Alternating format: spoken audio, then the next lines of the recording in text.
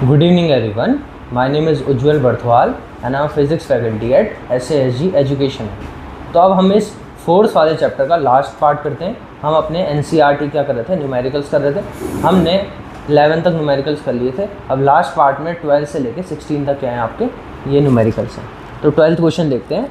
A bullet of mass 50 gram moving with the speed of 100 metre per second enters a heavy stationary wooden block of mass 9 kg embedded in sand and stops after penetrating a distance of 50 centimeter. Estimate the stopping force acting on the bullet. ये बताना है आपको कितना उस पर क्या लग रहा है, स्टॉपिंग फोर्स लग रहा है, बुलेट पे स्टॉपिंग फोर्स कितना लग रहा है. आप बुलेट पे स्टॉपिंग फोर्स कैसे निकालोगे, आपको सेकंड लॉ से फोर्स का फॉर्मूला पता है. F होता है आपका क्या, m इंटू ए. अब मास आपको दे रखा है, बुलेट का मास कितना दे रखा है, मास ऑफ बुलेट है आपका 50 ग्राम. मास ऑफ बुलेट इज 50 ग्राम. इसको आपको किस में करना पड़ेगा, केजी में करना पड़ेगा. अगर आप इसको केजी में करोगे तो क्या करोगे, 1000 से डिवाइड, यह आ जाएगा आपका 0.05 केजी. अब ये आपका बुलेट का मास हो गया, लेकिन अब आपको क्या चाहिए, एक्सेलरेशन चाहिए. आपको इस क्वेश्चन में क्या क्या दिया हुआ है, पहले बुलेट कितनी स्पीड से मूव कर रहा था, 100 मीटर पर सेकेंड. तो उसकी इनिशियल स्पीड कितनी है बुलेट की, 100 मीटर पर सेकेंड. फिर enters a heavy stationary wooden block of mass 9 kg embedded in sand and stops after penetrating a distance of 50 centimeter. यानी फाइनली वो क्या हो गई, बुलेट स्टॉप हो गई, तो उसकी फाइनल वेलोसिटी कितनी हो जाएगी आपकी, 0. कितना उसने डिस्टेंस ट्रैवल करा, penetrating a distance of 50 centimetre. तो उसने जो डिस्टेंस ट्रैवल करा s, वो करा उसने 50 सेंटीमीटर. इसको भी आप मीटर में करो, 50 सेंटीमीटर को मीटर में करोगे तो कैसे करोगे आप, 100 से डिवाइड, यह आ जाएगा आपका 0.5 मीटर. अब आप कोई भी इक्वेशन लगाओ और वहाँ से आप क्या निकाल सकते हो, एक्सेलरेशन निकाल सकते हो. आप थर्ड इक्वेशन ऑफ मोशन लगाओ, वहाँ से एक्सेलरेशन आप क्या कर सकते हो, फाइंड आउट कर सकते हो. थर्ड इक्वेशन ऑफ मोशन क्या थी आपकी, v square minus u square equals to 2as. अब v कितना है आपका, 0 है, तो ये होल क्वांटिटी आपकी 0 हो जाएगी. माइनस u कितना दे रखा है आपको, 100. तो यहाँ पे आप करोगे उसका स्क्वायर, तो 100 इंटू 100 इक्वल्स टू 2 इंटू ए आपको फाइंड आउट करना है. और s आपने अभी निकाला, यहाँ दे रखा है क्वेश्चन में, जो कि आपका 0.5. तो यहाँ से a कितना आ जाएगा आपका, minus 100 into 100 upon 2 into 0.5. Cut जाएगा 50, एक 0 और आ जाएगा यहाँ पे, ये 5 से कट रहा है. तो एक्सेलरेशन कितना आ गया आपका, कितने 0 आ गए, 1 2 3 4. यह आपका क्या आ गया, एक्सेलरेशन आ गया. आप पहले नोट कर सकते हैं. एक्सेलरेशन कितना आ रहा है आपका, minus 10,000 metre per second square. Minus क्यों आ रहा है, क्योंकि रिटार्डेशन हो रहा है ना. आपकी जो बुलेट है वो फाइनली स्टॉप हो गई. पहले वो मूव कर रही थी 100 मीटर पर सेकंड से, फाइनली वो स्टॉप हो गई 50 सेंटीमीटर जाने के बाद उस एम्बेडेड ब्लॉक में. तो क्या हो रहा है यहाँ पे, रिटार्डेशन हो रहा है. अब फोर्स का आप फार्मूला लगा दो. फोर्स का फार्मूला होता है आपका मास इंटू एक्सेलरेशन. मास कितना है बुलेट का, आपको कहाँ पे निकालना है, देखिए, estimate the stopping force acting on the bullet. Bullet पे निकालना है आपको. तो आपको मास किसका लेना पड़ेगा, बुलेट का. ब्लॉक का मास नहीं लेना आपको किसका मास लेना है, बुलेट का. तो बुलेट का मास कितना था, कितना निकाला हमने, 0.05. और एक्सेलरेशन कितना था, 10,000 माइनस साइन के साथ. तो यहाँ पे फोर्स कितना आएगा आपका, माइनस, ये आप हटाओगे पॉइंट तो 100 आ जाएगा नीचे.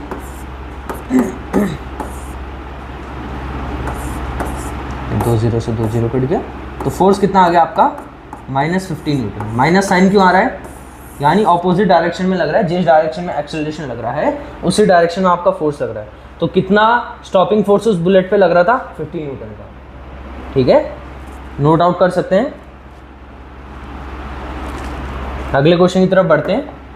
अगला क्वेश्चन है, an ace footballer converts a penalty shot by kicking the football with the speed of 108 kilometre per hour. The estimate force they impart was 800 Newton. The mass of the bullet was 0.4 kg. Calculate the time of contact between their foot and ball. देखिए इधर, ये कोई ball है football,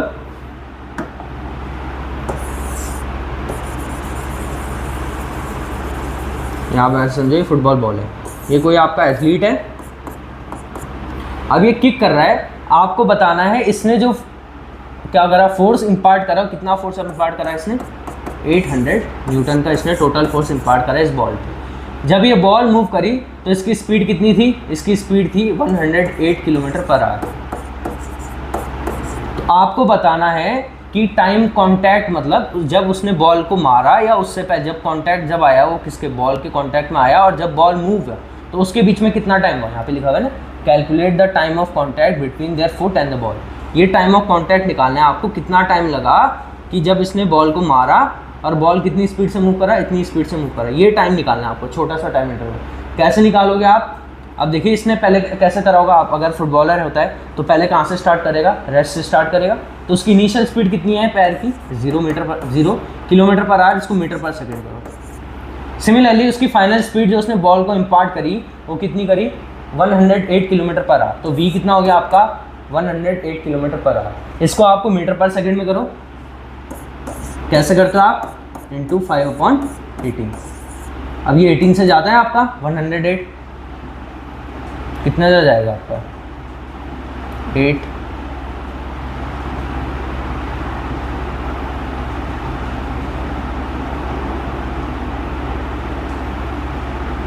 six,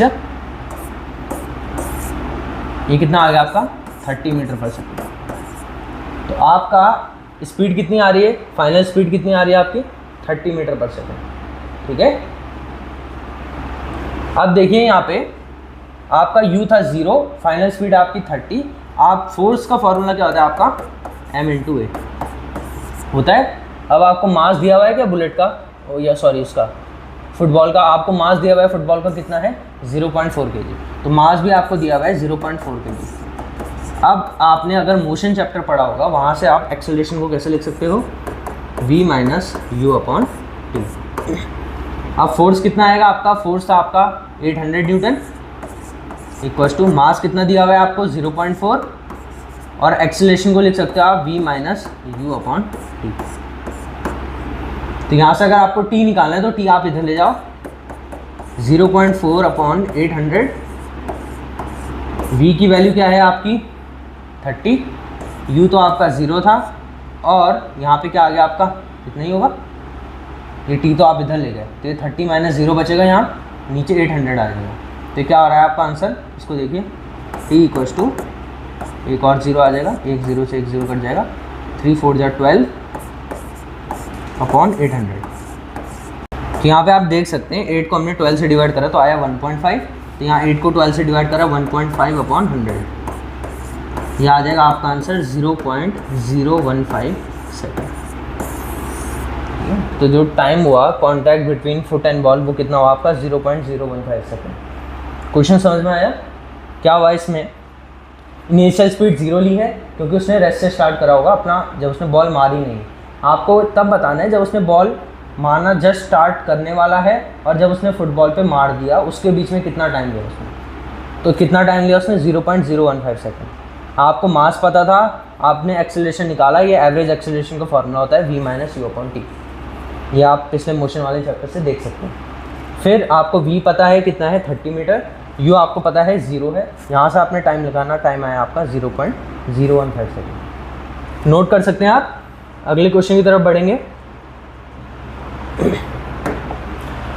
An object of mass 2 kg moving with constant velocity of 10 meter per second encounters a rough patch where the force of friction on the object is 7 Newton. At the same time, an additional constant force of 3 Newton opposing the motion is applied on the object. After entering the rough patch, how much distance does the object travel before coming to rest? तो अब देखिए object का मास कितना दिया है आपको, the mass of the object is 2 kg. अब then object is moving with a constant velocity, तो वेलोसिटी यानी इनिशियल स्पीड ऑब्जेक्ट की कितनी है आपको 10 मीटर पर सेकेंड देर के। एंड फाइनली वो ऑब्जेक्ट किस में आ रहा है, after entering the rough patch, वो किस में आ रहा है, रेस्ट में आ रहा है, बिफोर कमिंग टू रेस्ट लिखा हुआ है ना, तो उसकी फाइनल स्पीड कितनी है 0 है। ये आपको क्या पता लग गया, क्वेश्चन से पता लग गया, इतना डाटा आपको पता है। फिर आपको और चीज़ क्या बोला है कि जब वो ऑब्जेक्ट मूव कर रहा था कोई रफ पैच पे, तो उस पर एक फोर्स ऑफ फ्रिक्शन लग रहा है और एक कांस्टेंट फोर्स लग रहा है ऑपोजिट डायरेक्शन में, जो कि है 3 न्यूटन। तो आप ऐसे समझो, कोई ऑब्जेक्ट है, इसका मास है 2 kg, ये मूव कर रहा था कांस्टेंट वेलोसिटी से, जो है आपकी 10 मीटर पर सेकंड। यहाँ पे कुछ क्या है, थोड़ा रफ पैच है। जब ये इस रफ पैच पे मूव करा तो इसके ऊपर 2 फोर्स लग रहे हैं। एक लग रहा है फोर्स ऑफ फ्रिक्शन, और एक आप फोर्स लगा रहे हो, एक कांस्टेंट फोर्स लग रहा है जो कि इसको क्या कर रहा है, अपोज कर रहा है। तो इसके ऊपर 2 फोर्स लग रहे हैं पीछे के डायरेक्शन में। एक फोर्स ऑफ फ्रिक्शन जिसकी वैल्यू आपको कितनी दी हुई है, 7 न्यूटन, और एक constant force, additional constant force जो कि आपका 3 न्यूटन का। तो आप देख सकते हैं इस पर आगे को कोई फोर्स नहीं लग रहा, इस पर पीछे को 2 फोर्स लग रहे हैं। दोनों फोर्सेस की वैल्यू क्या है, एक की 7 न्यूटन, एक की 3 न्यूटन। तो इस पर टोटल नेट कितना फोर्स लग रहा है, एफ नेट अगर मैं निकालूँ, एफ रिजल्टेंट में निकालूँ, आप देखिए आगे को कोई फोर्स नहीं लग रहा, पीछे को 2 फोर्स लग रहे हैं, एक है 7 न्यूटन और एक है 3 न्यूटन। तो आप इन दोनों को क्या कर दोगे, ऐड कर दोगे, 7 न्यूटन प्लस 3 न्यूटन, ये कितना आ जाएगा आपका 10 न्यूटन। अब ये दोनों फोर्सेस क्या लग रहे हैं आपके, opposite to the direction of motion. तो ये दोनों फोर्सेस यानी इस ऑब्जेक्ट की स्पीड को क्या कर रहे हैं, कम कर रहे हैं, तभी तो फाइनली किस में आ गया, रेस्ट में आ गया। तो अगर आपको क्या निकालना है इस वाले केस में, आपको निकालना है कितनी उसने डिस्टेंस ट्रैवल करी बिफोर कमिंग टू रेस्ट। तो आपको पहले क्या चाहिए, एक्सेलरेशन चाहिए। हर एक क्वेश्चन में आपने देखा होगा हम क्या निकाल रहे हैं, पहले एक्सेलरेशन निकाल रहे हैं। तो एक्सेलरेशन कैसे आएगा आपका, आपको फोर्स का पता है, फॉर्मूला क्या होता है, m/a। अब आपको मास भी पता है, फोर्स भी पता है। अब जो ये फोर्स है इसकी वैल्यू नेगेटिव आएगी, क्योंकि ये फोर्स क्या लग रहा है, opposite to the direction of motion लग रहा है, इसलिए यहाँ पे मैं रिजल्टेंट फोर्स क्या लिख रहा हूँ, नेगेटिव लिख रहा हूँ। समझे आप, आपका मोशन आगे की डायरेक्शन में हो रहा है, these opposing forces are acting opposite to the direction of motion, इसलिए मैंने ये रिजल्टेंट फोर्स क्या लिया, नेगेटिवली। तो यहाँ पे मैं एफ रिजल्टेंट लिख देता हूँ इसको। इसकी वैल्यू कितनी है आपकी, -10 न्यूटन। मास दे रखा आपको 2 इंटू एक्सेलरेशन आपको फाइंड आउट करना है। तो यहाँ से आपका एक्सेलरेशन आ गया -5 metre per second square. Minus sign इसलिए आ रहा है क्योंकि रिटार्डेशन है। यहाँ तक तो कोई डाउट नहीं होना चाहिए। अब इसका सेकंड पार्ट करेंगे। आपको निकालना है कितनी उसने डिस्टेंस ट्रैवल करी। तो आप क्या लगा सकते हो, थर्ड इक्वेशन ऑफ मोशन लगा सकते हो। थर्ड इक्वेशन ऑफ मोशन क्या है, v² माइनस u² = 2। अब v कितना है आपका, 0 है, तो होल क्वांटिटी आपकी 0 हो जाएगी। u कितना है आपका, 10 है, तो यहाँ पे 10 का स्क्वायर कितना हो जाएगा, 100। यहाँ पे u की जगह आप 10 रखोगे, 10 का स्क्वायर 100। 2 इंटू एक्सेलरेशन अभी आपने फाइंड करा -5 इंटू एस। माइनस से माइनस साइन कट गया, s आ गया आपका 100/10। तो s कितना आ गया आपका, 10 मीटर। तो उसने जो डिस्टेंस ट्रैवल करी before coming to rest, that is equal to 10 metre. समझ में आया आपको। मैं बोल रहा हूँ ये कोई ऑब्जेक्ट था, that object was moving with constant velocity which is equal to 10 metre per second. When that object enters a rough patch, these two forces which are opposing in nature acts on that object, force of friction और constant force. तो दोनों forces की value आपने क्या कर दी, add कर दी, क्योंकि ये सेम डायरेक्शन में लग रहे हैं। जब मैंने आपको बैलेंस और अनबैलेंस फोर्स का कॉन्सेप्ट पढ़ाया था, तब मैंने आपको बताया था अगर दोनों फोर्सेस सेम डायरेक्शन में एक्ट हो रहे हैं तो आप क्या करते हो, उनको ऐड करते हो। तो आपने इनको ऐड करा, 7 + 3 आपका आया 10 न्यूटन। माइनस साइन इसलिए लगाया बिकॉज ये जो फोर्स है ये किधर को लग रहा है, opposite to the direction of motion. तो आपको नेट फोर्स मिल गया जो कि है 10 न्यूटन के इक्वल। उसको आप रख सकते हो m/a के इक्वल, और यहाँ से आप एक्सेलरेशन फाइंड आउट कर सकते हो। हर एक क्वेश्चन का मेन ऑब्जेक्टिव पहले क्या करना है, आपको एक्सेलरेशन फाइंड आउट करना है। उसके बाद ही आप कोई इक्वेशन ऑफ मोशन लगा सकते हो, उसके बाद ही आपको जो बोला है वो चीज़ आप निकाल सकते हो। तो फिर आपने क्या लगाया, थर्ड इक्वेशन, और वहाँ से आपने s निकाल दिया। कितना आ रहा है आपका s, 10 मीटर। नोट कर सकते हो। अगले क्वेश्चन की तरफ बढ़ेंगे अब। A tractor pulls a harrow, a plugging tool of mass m1 with a net force F, resulting in an acceleration of a1. The same tractor pulls a trolley of mass m2 with a force F, producing an acceleration of a2. If the tractor now pulls the trolley with a harrow placed on it with the same force F, then obtain an expression for the resulting acceleration in terms of a1 and a2. Ignore friction. क्या बोल रहा है, देखिए कोई tractor है। अब tractor क्या कर रहा है, जो होता है ना हैरो, जो क्या होता है जिससे आप खेत में जो ट्रैक्टर लगाता है वो हैरो होता है। तो उससे आप क्या कर रहे हो, एक फोर्स लगा रहे हो, जैसे ये ट्रैक्टर है बड़ा सा कोई, आप ऐसे समझो, ये आप समझो ट्रैक्टर है। अब इसके पीछे क्या लगाया है, वो प्लगिंग टूल लगाया है ऐसे। अब ये ट्रैक्टर जो फोर्स लगा रहा है इस प्लगिंग टूल पे, वो लगा रहा है एफ का, लगा रहा है ना, with a net force F resulting in an acceleration of a1। जो एक्सेलरेशन प्रोड्यूस हो रहा है वो है आपका a1। अब मैं इसका जो मास है वो क्या है, m1 है। इस जो क्या है हैरो का मास है, जो प्लगिंग टूल का मास है वो क्या है, मास है सॉरी, वो क्या है आपका m1 है। अब आप यहाँ से पहली इक्वेशन क्या लिख सकते हो, f आपका क्या लग रहा है m1 इंटू m। यहाँ तो कोई डाउट, फोर्स होता है आपका मास इंटू एक्सेलरेशन, जो टोटल फोर्स जो एक्ट हो रहा है इस हैरो पे वो है आपका f। तो यहाँ से आपका f हो गया m1 इंटू a1। यहाँ से आप a1 निकाल सकते हो जो कि आएगा आपका क्या f अपॉन m1, या आप m1 निकाल सकते हो जो कि आएगा आपका f अपॉन a1। तो आपकी पहली इक्वेशन होगी, m आ गया आपका कितना है f upon a1 m1। Similarly अब इसने क्या करा, the same tractor pulls a trolley of mass m2। अब ये ट्रॉली खींच रहा है, पहले तो इसने हैरो खींचा, अब आपने देखा होगा ट्रैक्टर ट्रॉली भी खींच सकता है, जिसमें सामान लाते हैं वो वाली ट्रॉली। अब जब वो ट्रॉली खींच रहा है, ये सेम ट्रैक्टर है, सेम ट्रैक्टर है। अब ये क्या कर रहा है, इसे पीछे बड़ी सी इस पर ट्रॉली है, इस ट्रॉली का मास m2 है, सेम अमाउंट ऑफ फोर्स से खींच रहा है। अब जो एक्सेलरेशन प्रोड्यूस हो रहा है वो है आपका a2। तो आप फिर से इक्वेशन लिख सकते हो सेकंड लॉ से, f किसके इक्वल है, फोर्स लग रहा है f इक्वल टू मास है इसका m2, acceleration produce is a2। यहाँ से आप m2 निकाल सकते हो, क्या आएगा आपका f अपॉन a2। यहाँ तो कोई डाउट नहीं होना चाहिए।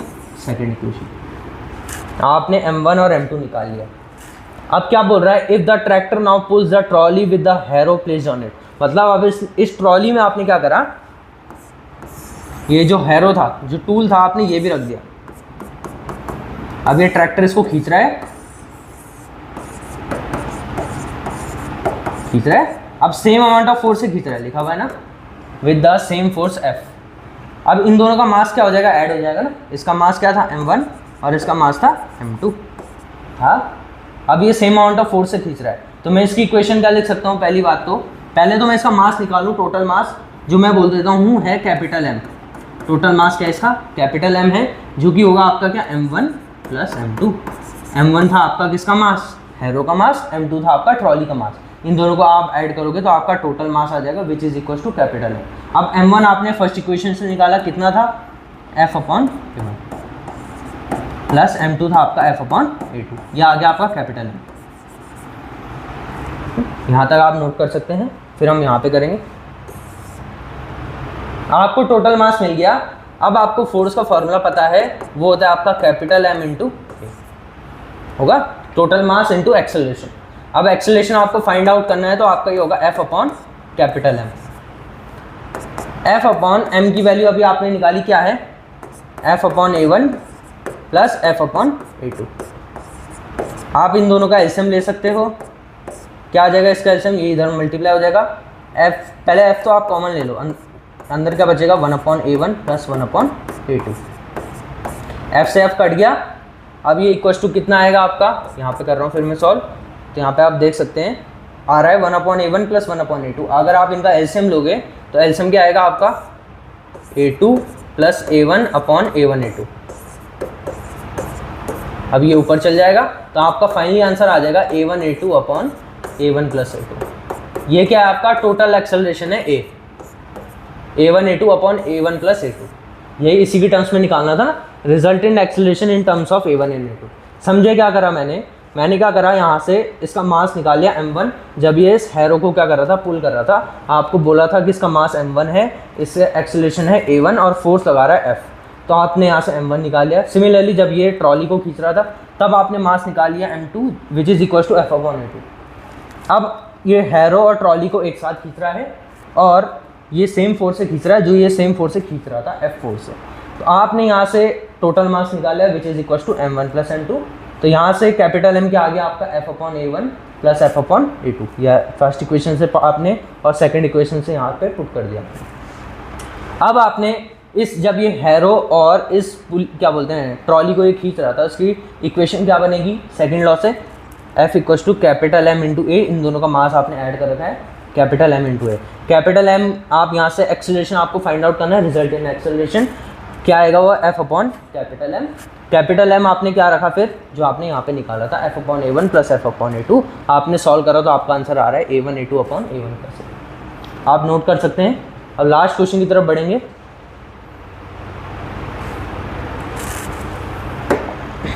अब देखिए लास्ट क्वेश्चन है, when the pole of a bar magnet is brought close to a magnetic compass, the bar magnet and the compass needle which is also a magnet exert a magnetic force on each other.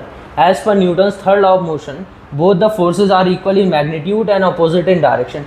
However, the compass needle moves whereas the bar magnet does not move. Explain why. अब ये मैंने कल भी बताया था, एक ऐसी case था, मैंने आपको बोला था, कौन सा केस था, कल भी एक केस था जिसमें बोट मूव कर रही थी ना। बोट आप तो मूव कर रहे थे लेकिन बोट इतना मूव नहीं कर रही थी। क्यों नहीं मूव कर रही थी? क्योंकि मैंने बोला था क्योंकि बोट का मास क्या है उसके कंपैरिजन में बहुत ज़्यादा है। सिमिलरली मैंने आपको एक और एग्जांपल दिया था, मैंने कहा था एप्पल होता है, एप्पल ऊपर से गिरता है पेड़ से। अब मैंने बोला था according to Newton's third law of motion for every action there is an equal and opposite reaction. तो अगर अर्थ आपकी एप्पल को अट्रैक्ट कर रही है तो एप्पल भी आपका अर्थ को क्या कर रहा है, अपनी तरफ अट्रैक्ट कर रहा है। लेकिन the amount of force acting on earth is negligible, क्योंकि जो अगर मैं बोल रहा हूँ 2 न्यूटन या 3 न्यूटन के फोर्स से क्या कर रही है, अर्थ किसको कर रही है, अट्रैक्ट अपनी तरफ एप्पल को कर रही है। तो सेम अमाउंट ऑफ फोर्स से 2 न्यूटन या 3 न्यूटन के फोर्स से वो एप्पल भी अर्थ को अपनी तरफ अट्रैक्ट कर रहा है। But the mass of earth is so big, इतना ज़्यादा है मास अर्थ का कि वो amount of force acting on the earth is almost negligible. क्या है, बिल्कुल नेग्लिजिबल के बराबर है।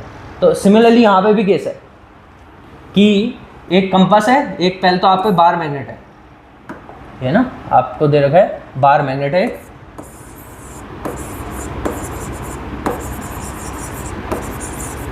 ठीक है। अब आप उसको क्लोज ला रहे हो किसके पास, यहाँ पे होगी आपकी, ये दिखाता है ऐसे नॉर्थ साउथ दिखाता है। तो जब आप यहाँ पे लाते हो बार मैग्नेट के सामने, इस कंपास मतलब कंपास के सामने बार मैग्नेट को लाते हो, तो आप देखते हो इस नीडल में क्या आते हैं, फ्लक्चुएशन आते हैं। अब इस नीडल में फ्लक्चुएशन क्यों आते हैं, क्योंकि बार मैग्नेट क्या करता है, मैग्नेटिक फील्ड प्रोड्यूस करता है। Due to these magnetic fields आपके इस कंपास में भी क्या होता है, एक मैग्नेट होता है, तो वो क्या करता है, रिएक्ट करता है इस मैग्नेटिक फील्ड से, इसलिए क्या होता है यहाँ पे फ्लक्चुएशन आते हैं। आपको पता होगा यहाँ पे नॉर्थ और साउथ पोल होगा, तो यहाँ से ओरिजिनेट होते हैं मैग्नेटिक फील्ड और साउथ पे ख़त्म होते हैं, ऐसे कुछ होते हैं आपके मैग्नेटिक फील्ड, ऐसे कुछ लाइन बनती है आपकी मैग्नेटिक फील्ड लाइन, ठीक है। तो अब देखिए ये मैग्नेटिक फील्ड लाइंस के कारण क्या प्रोड्यूस हो रहा है, मैग्नेटिक फील्ड प्रोड्यूस हो रहा है। Due to these magnetic field line, जो मैग्नेटिक फील्ड प्रोड्यूस हो रहा है वो इस कंपास को क्या कर रहा है, अफेक्ट कर रहा है। अब आपने इस कंपास को बार मैग्नेट को होल्ड करा हुआ है और कंपास को आपने ऐसे रखा हुआ है। अब आप देखते हो इस कंपास में फ्लक्चुएशन आ रहे हैं बट इस बार मैग्नेट में नहीं आ रहे हैं, क्योंकि जो नीडल है इसका मास क्या है, बिल्कुल ऑलमोस्ट नेग्लिजिबल है। अगर मैं बोलूँ इस बार मैग्नेट ने इस नीडल पे 2 या 3 न्यूटन का फोर्स लगाया, तो वो सेम अमाउंट 2 या 3 न्यूटन का फोर्स इस बार मैग्नेट पे अगर लग रहा है, क्योंकि इसका मास बहुत ज़्यादा है, that force is almost negligible for bar magnet, और आपने इसको होल्ड भी करा हुआ है, तो ये और ज़्यादा इस पर जो फोर्स लग रहा है वो क्या है, बिल्कुल ना के बराबर है। इसका रीज़न क्या होगा, इसका रीज़न होगा, देखिए यहाँ पे लिखिएगा आप, as per Newton's third law of motion,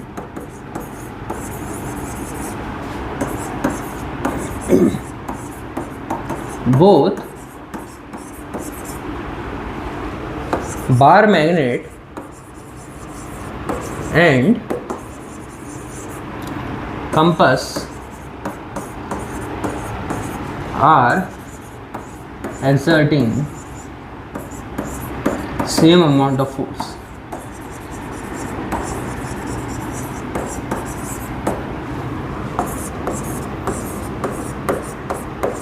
But the mass of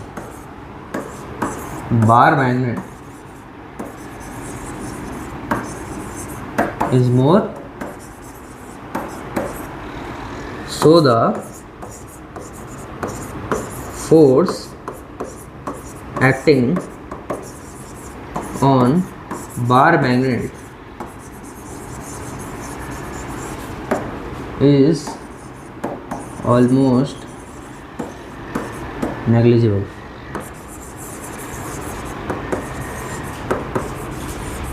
ठीक है, जो फोर्स एक्ट हो रहा है उस बार मैग्नेट में वो क्या है, ऑलमोस्ट नेग्लिजिबल के बराबर है, क्योंकि बार मैग्नेट का मास क्या है, बहुत ज़्यादा है।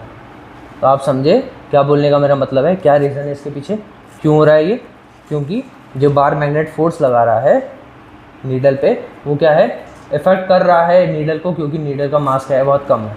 लेकिन जो नीडल फोर्स लगा रही है सेम अमाउंट को बार मैग्नेट पे, that force is almost negligible for the bar magnet, क्योंकि उसका मास क्या है, बहुत ज़्यादा है। तो ये क्या है, न्यूटन्स का थर्ड लॉ पे बेस्ड है ये। ऐसे बहुत प्रॉब्लम्स आती हैं यहाँ पे। तो यहीं तक था इस वीडियो में, होप आपको समझ आया होगा ये वाला चैप्टर। तो हमने 1 से लेकर 16 तक क्या कर लिया, पूरे न्यूमेरिकल्स कर लिए। कहीं पे भी डाउट हो आप कमेंट सेक्शन में बता सकते हैं। Thank you.